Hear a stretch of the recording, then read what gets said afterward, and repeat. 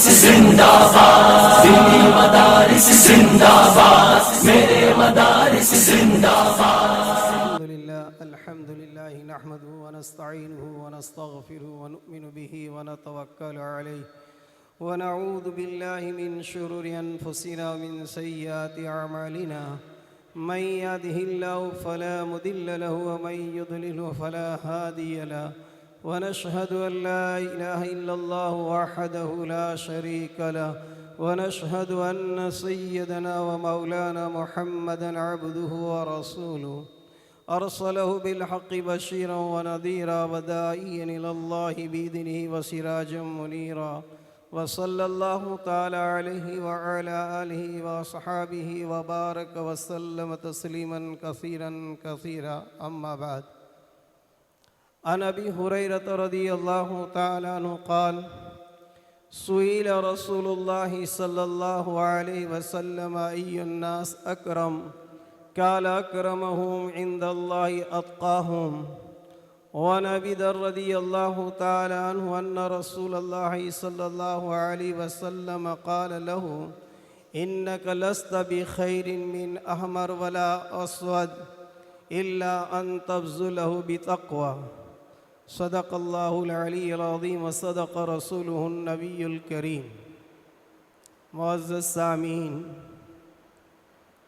اس وقت آپ حضرات کی خدمت میں نبی پاک صلی اللہ علیہ وسلم کے فرامین میں سے 2 حدیثیں پیش کی ہیں۔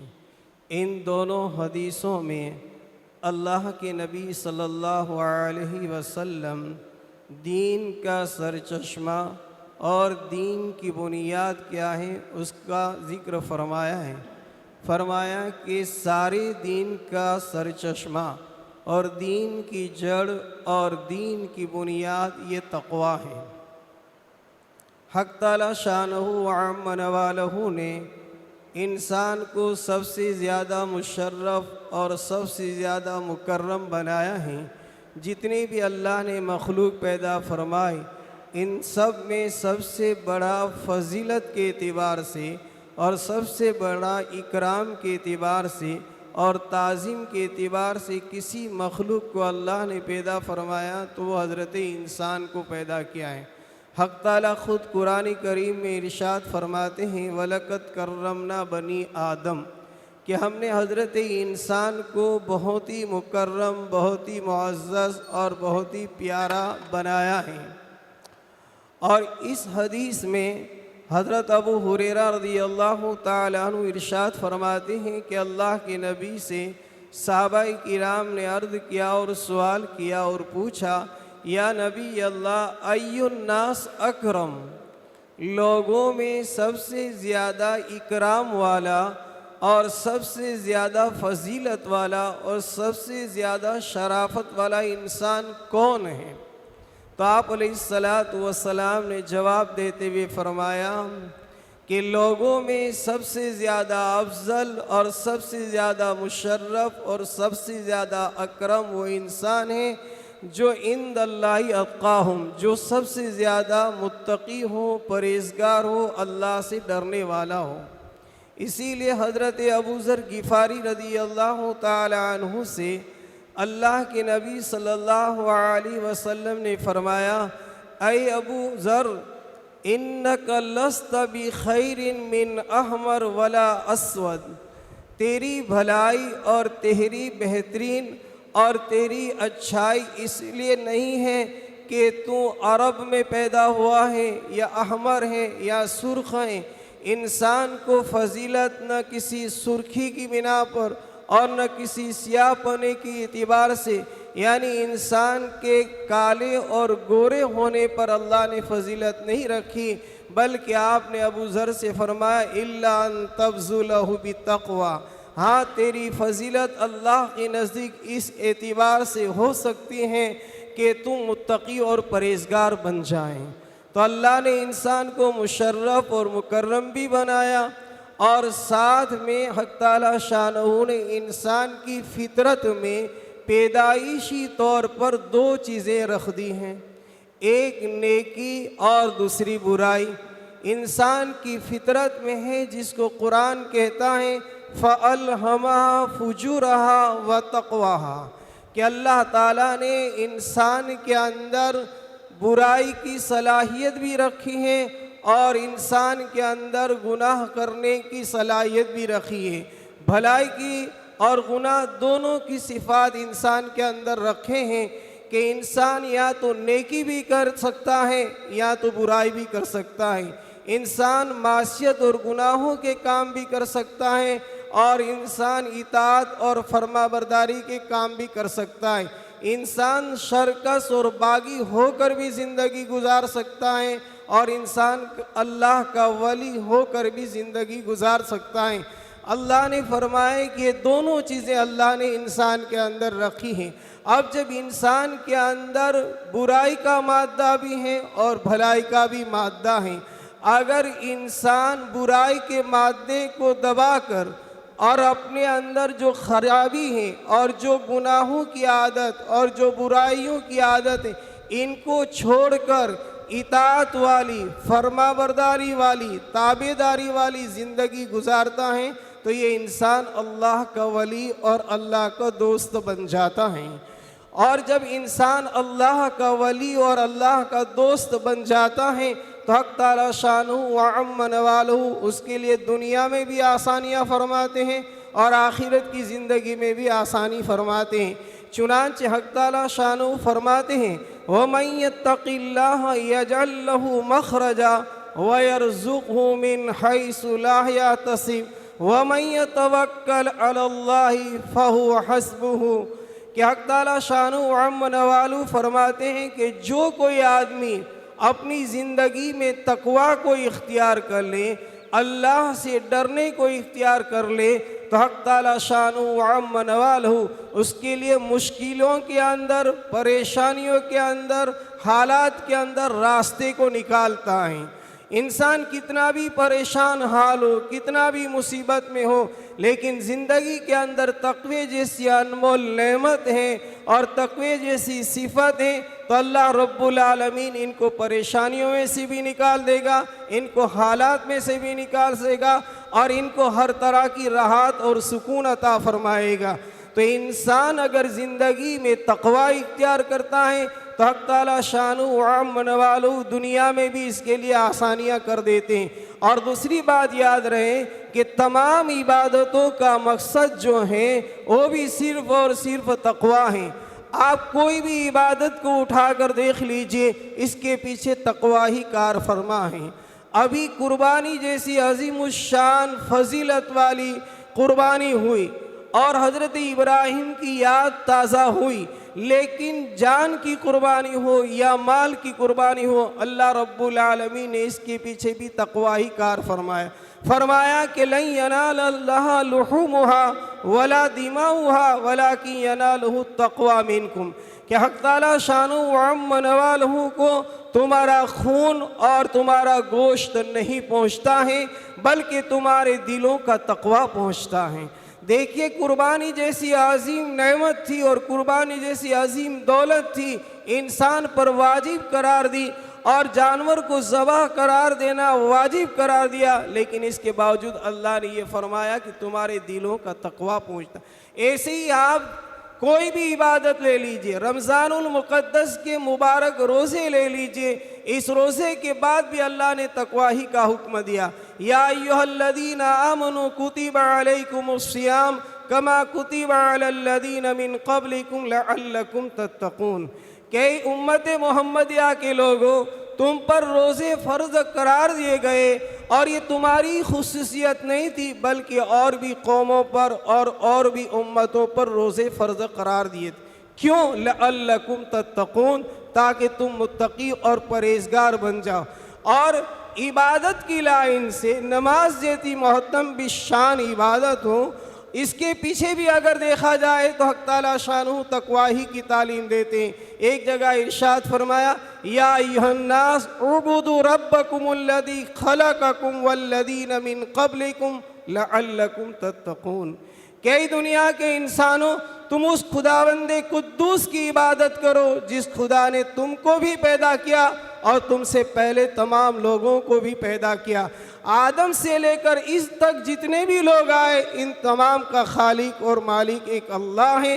اللہ نے فرمایا کہ تم کو بھی پیدا کیا ہے اور تم سے پہلے لوگوں کو بھی پیدا کیا ہے اللہ کی عبادت کے لیے۔ اور اللہ کی عبادت کیوں کرو؟ لعلکم تتقون، تاکہ تم متقی اور پرہیزگار بن جاؤ۔ اب تقوی کہتے ہیں کس کو اور تقوی سے انعام کیا ملے گا؟ تو تقوی کس چیز کا نام ہے؟ تو یاد رہے کہ جب ہم متقی اور پرہیزگار بولتے ہیں تو عام طور پر انسان کے ذہن میں آتا ہے کوئی اللہ کا ولی ہوگا، کوئی اللہ کا مقرب ہوگا، اسی کو متقی اور پرہیزگار کہیں۔ ایسا نہیں ہے، بلکہ تقوی نام ہے اس چیز کا کہ آدمی گناہوں سے بچ جائے۔ اب گناہوں سے بچنے کے اندر تین طرح کے لوگ ہوتے ہیں۔ ایک تو ہر مسلمان متقی ہے، ہر ایک مسلمان کو متقی کہیں گے۔ جو آدمی کفر اور شرک سے بچ جائے اور کفر اور شرک سے بچ کر زندگی گزارو، سمجھو کہ وہ آدمی متقی اور پرہیزگار ہے۔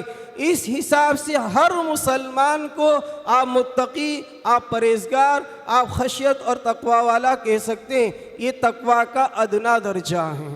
اور تقوی کا درمیانی درجہ کیا ہے؟ تو تقوی کا درمیانی درجہ یہ ہے کہ آدمی کبائر گناہوں سے بچتے ہوئے صغیرہ گناہوں سے بھی بچے۔ کبیرہ گناہوں سے تو بچنا ہی بچنا ہے، لیکن اس کے ساتھ ساتھ صغیرہ اور چھوٹے گناہوں سے بھی بچنا ہے۔ تو یہ تقوی کا دوسرا اور اوسط درجے کا درجہ ہے۔ اور تیسرا درجہ ہے اعلیٰ اور افضل ورا کے مقام پر پہنچ جانا ہے کہ آدمی بڑے گناہوں سے بھی بچتا رہے، چھوٹے گناہوں سے بھی بچتا رہے، اور ان چیزوں سے بھی بچتا جائے جو شریعت کے اندر مکروہ اور ناپسندیدہ ہیں، شک اور شبہ والی چیزیں ہیں، اس سے بھی بچتا رہے۔ تو یہ آدمی سب سے افضل اور سب سے اعلیٰ قسم کا متقی کہلائے گا، اور یہی دین میں مطلوب ہے اور یہی دین میں مقصود ہے کہ انسان کی زندگی میں تقوی آ جائے۔ بلکہ افضل العبادت فرمایا کہ حرام چیزوں سے بچنا ہے، اور افضل الدین فرمایا الورا۔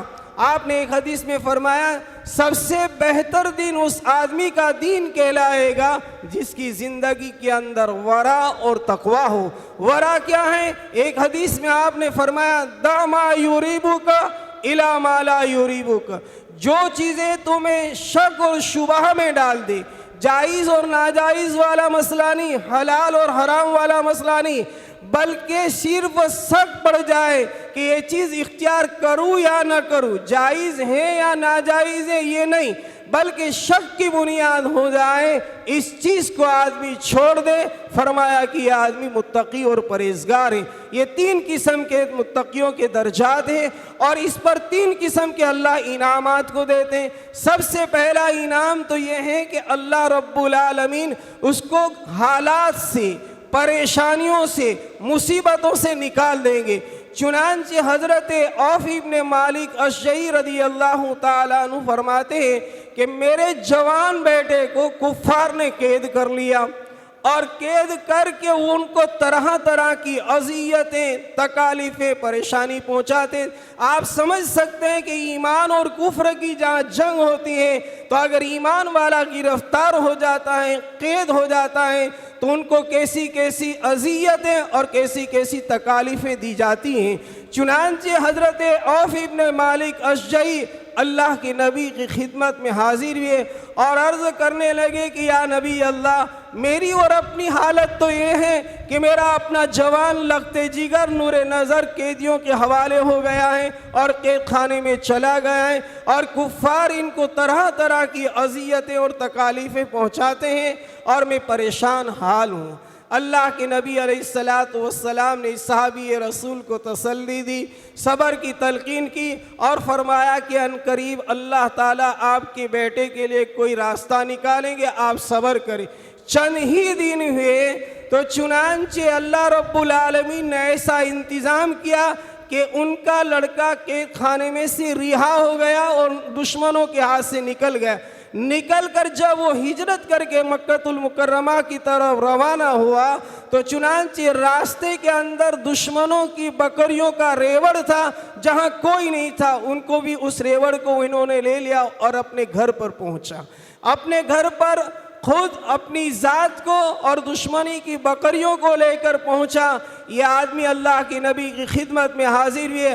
اللہ رب العالمین نے یہ آیت کریمہ نازل فرمائے وَمَن يَتَّقِ اللَّهَ يَجْعَل لَّهُ مَخْرَجًا وَيَرْزُقْهُ مِنْ حَيْثُ لَا يَحْتَسِبُ کہ جس آدمی کی زندگی میں خوف خدا ہوگا، خشیت اور تقوی ہوگا، اللہ رب العالمین اس کے لیے رزق کے دانے اس طرح کھولیں گے اس کو وہم اور گمان بھی نہیں ہوگا. یہ تو ہے تقوی کی بنیاد. اب تقوی اور خشیت کہتے ہیں کس کو؟ تو یاد رہے تقوی اور خشیت اللہ سے ڈرنا اللہ کی عظمت کی خاطر، اللہ سے ڈرنا آخرت میں مواخذہ کی اور گرفتاری کی فکر ہو. یعنی ایک تو دشمن سے بھی ڈرنا ہوتا ہے، ایک موذی جانور سے ڈرنا ہوتا ہے، ایک اپنے بڑوں سے ڈرنا ہوتا ہے.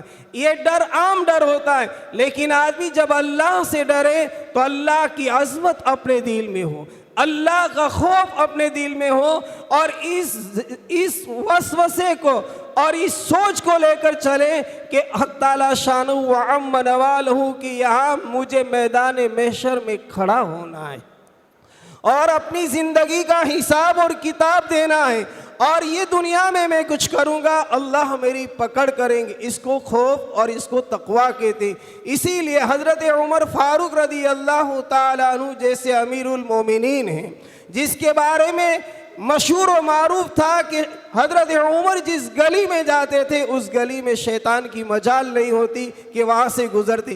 ایک مرتبہ حضرت ابی ابن کعب رضی اللہ تعالیٰ عنہ سے پوچھا کہ اے ابی ابن کعب تقوی کی تعریف کیا ہے، تقوی کہتے ہیں کس کو؟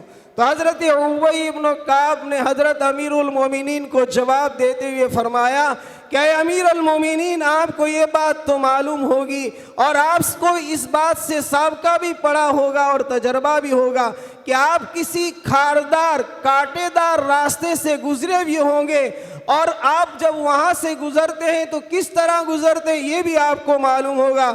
حضرت عمر نے فرمایا جی کئی مرتبہ کھاردار راستوں سے، کانٹے والے راستوں سے اور اس راستوں کی کیڑیوں سے مجھے گزرنا ہوا ہے.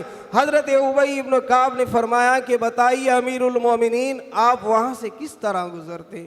فرمایا کہ جب کھاردار راستے سے، کانٹے والے راستے سے میں جب گزرتا ہوں تو سب سے پہلے اپنے کپڑے کو سیمٹ لیتا ہوں تاکہ کھاردار جھاڑیوں سے میرے کپڑے پھٹ نہ جائے، اور اسی کے ساتھ ساتھ اپنے بدن کی، اپنے جسم کی حفاظت کرتے ہوئے نکلتا ہوں کہ کہیں جسم کے کسی حصے میں یا یہ ہے کہ پیر کے کسی حصے میں کانٹا نہ چبھ جائے. اس طرح اپنے آپ کو محفوظ اور اپنے آپ کو حفاظت کیے ہوئے گزرتا ہوں. حضرت ابی ابن کعب نے فرمایا امیر المومنین بس یہ دینی زندگی کے ساتھ ساتھ جو آدمی دنیاوی زندگی گزرتا ہے تو سمجھ لو دنیا یہ کھاردار گناہوں کی ایک باڑی ہے کہ یہاں پر ہر قسم کے گناہ ہیں. آنکھوں کے گناہ بھی ہیں، زبان کے گناہ بھی ہیں، کانوں کے گناہ بھی ہیں، ہاتھ کے گناہ بھی ہیں، پیر کے گناہ بھی ہیں. الغرض جسم کی جتنے اعضاء ہیں ان اعضاؤں کے اندر گناہوں کی خاصیت رکھی ہوئی ہے. آدمی اس دنیاوی زندگی میں اپنے آپ کو اس طرح گناہوں سے بچاتا ہوا گزارے جس طرح کے کانٹے دار راستے پر گزر کر اپنے جسم اور کپڑے کو بچاتا ہے. اگر اس طرح زندگی کو گزارتا ہے تو عزیز دوستو اللہ رب العالمین آسمانوں سے رحمت کے دروازوں کو کھول دیتے ہیں، برکتوں کے دروازے کھول دیتے ہیں. اللہ نے ایک بستی کا حال بیان فرماتے ہوئے ذکر کیا وَلَوْ أَنَّ أَهْلُ الْقُرَىٰ آمَنُوا وَاتَّقَوْا لَفَتَحْنَا عَلَيْهِمْ بَرَكَاتٍ مِّنَ السَّمَاءِ وَالْأَرْضِ. اگر اس بستی والے اللہ پر جیسا ایمان لانا چاہیے تھا ایسا ایمان لے آتے اور اپنی زندگی میں تقوی اختیار کرتے لَفَتَحْنَا عَلَيْهِمْ بَرَكَاتٍ مِّنَ السَّمَاءِ تو ہم آسمانوں سے برکتوں کے رحمتوں کے دروازے کھول دیتے ہیں اور زمین سے پیداوار میں برکتیں عطا فرماتے ہیں۔ تو عزیز دوستو، قربانی کا مقصد بھی تقویٰ ہے اور پوری زندگی کا نچوڑ بھی تقویٰ ہے۔ تو ہمیں چاہیے کہ ہم اپنی زندگی میں خشیت اور تقوی والی صفت پیدا کریں۔ اللہ رب العالمین کہیں سنی ہوئی باتوں پر عمل کرنے کی توفیق نصیب فرمائے۔ وآخر دعوانا